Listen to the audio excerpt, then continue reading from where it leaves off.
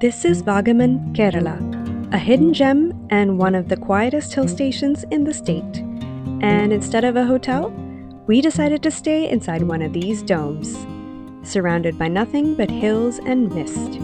But is glamping in Vagamon actually worth it, especially as a family? Let's find out.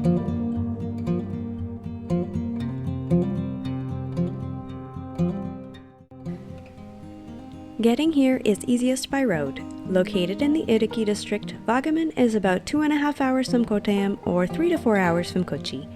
Though there are buses available, having your own vehicle is the easiest way to get around. We borrowed ours from family in the area. There were some long stretches of road where there's not much available, so when we saw what looked like a decent coffee stop, we took the opportunity.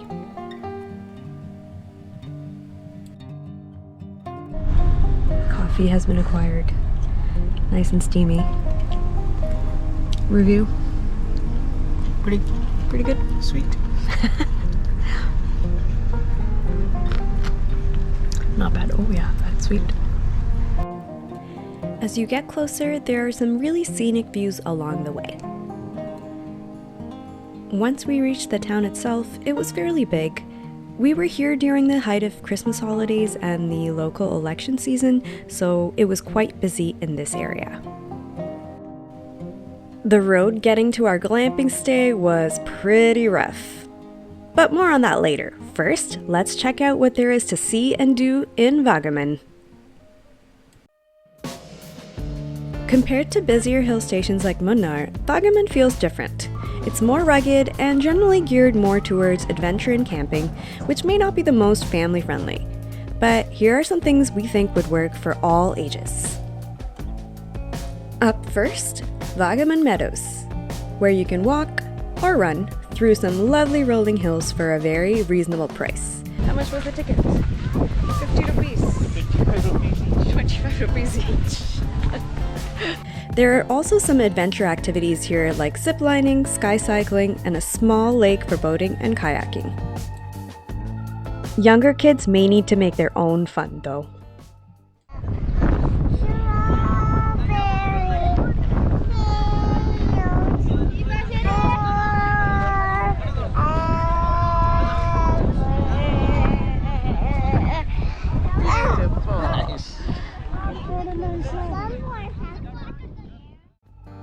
Next is Vagamon Adventure Park, which is filled with various kids and grown-up activities,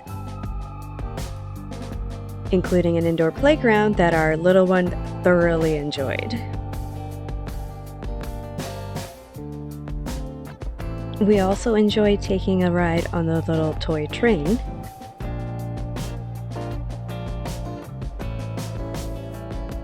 There is not much in terms of food and snacks, but the ice cream was appreciated.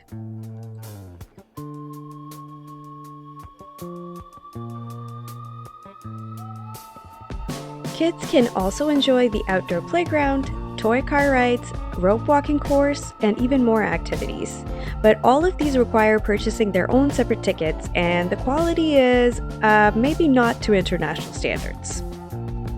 For grown-ups, there's once again sky cycling, a giant swing, even paragliding, and a very cool-looking glass bridge. Unfortunately, it was closed due to strong winds that day, and we hear it is often closed due to weather issues. Another popular spot is the pine forest, which, coming from Canada, didn't seem that exciting at first, but it is very cool to see a thriving pine forest in what we think of as such a tropical place. And it is an excellent spot to get some awesome pictures, but you'd have to wander a bit off the main paths to get away from the crowds. Our little one enjoyed looking at the infographics. What is the one on top of the crocodile? Gourd. It's a gourd. It's a gourd. What is a gourd? You know what a gourd is? No. Some people are doers, some people are goers. Some people are definitely dads.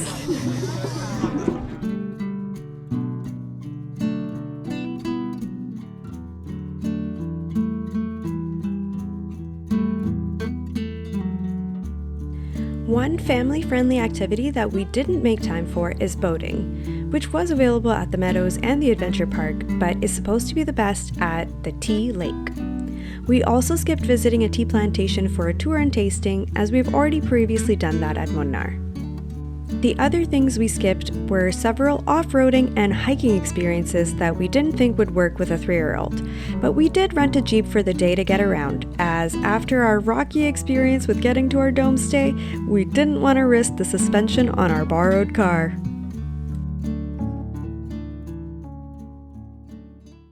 Speaking of which, let's talk about our stay in this dome glamping resort. We love a unique stay, and this one was certainly unique. It was located about 4 kilometers from town, nestled into some beautiful tea plantation hills. The road to get here was surprisingly bumpy, but that can be explained by the quick growth Vagamon is experiencing. As tourism here increases, the infrastructure still has some catching up to do. Once here though, you could easily spend all your time just within the resort. Inside the dome is very spacious. There's a generously sized bed, and all the luxuries you'd expect at a nice hotel.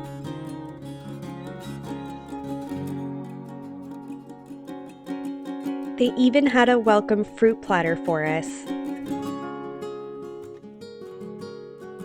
And unlike actual camping, it includes a nice bathroom and shower.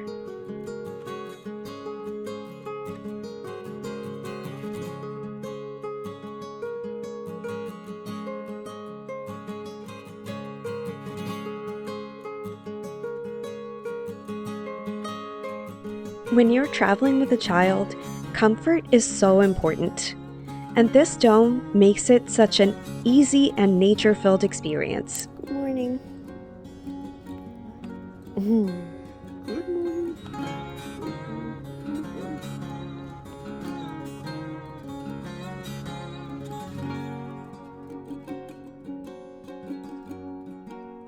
On the first night, this flap kept opening from the strong winds, but it was an easy fix of simply walking around to the outside of our dome and really pressing the Velcro down.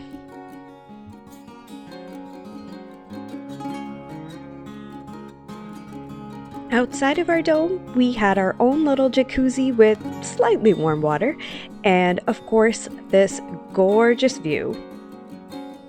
Oh, sorry, I meant this gorgeous view.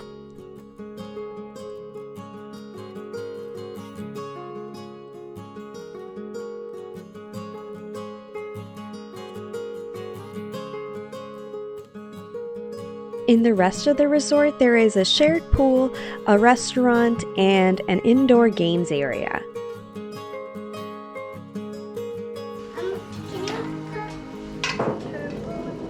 Put purple in?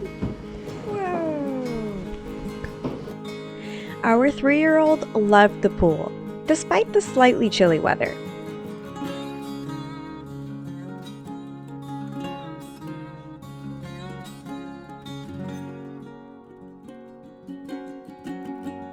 We also enjoyed walking around the resort and climbing up to see the view from a treetop platform.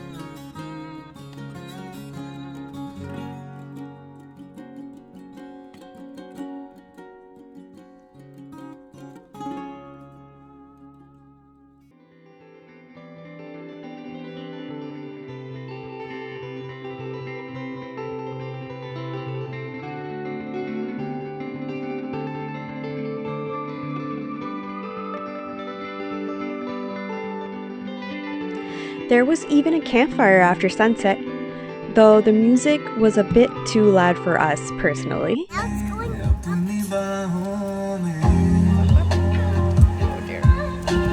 The resort's restaurant was pretty much our only option for food around.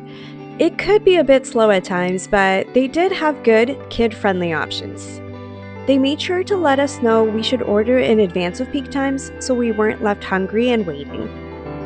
And the breakfast buffet offered a good mix of both continental and Indian food. The staff here is attentive and knowledgeable. They can arrange different types of tours, like our Jeep booking, and have several other activities on the premises, including the highlight of our Vagamon trip, an easy but scenic 20-minute hike to see the sunset.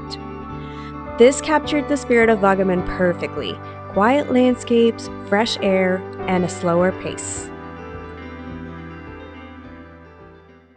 But is staying at a dome in Vagamon worth it? Don't be fooled by the glamping aspect. This is a luxury stay with luxury prices. But you get what you pay for, so if you're looking for a unique stay, this is certainly it. And despite some room for improvement, we did enjoy our stay here. If you're not enticed by the cool dome, there is a big range of stays available, including some much cheaper options and even actual camping. Vagamon itself is very affordable since it's still coming up as a tourist destination. However, this does mean that it is lacking in some infrastructure, and good restaurants and cafes are quite sparse. Also, there isn't that much to do here, especially with younger kids. Probably only about 2 nights worth of stay. If you're already in the area, then it's totally worth the trip. Some trips are about sightseeing, others are about slowing down. Vagamon felt like the second, and sometimes that's exactly what you need. So if you're looking for a quick, relaxing getaway to enjoy some nature with your family, then Vagamon is for you. Thanks for watching, and if you enjoyed exploring Vagamon with us, subscribe for more family travel stories.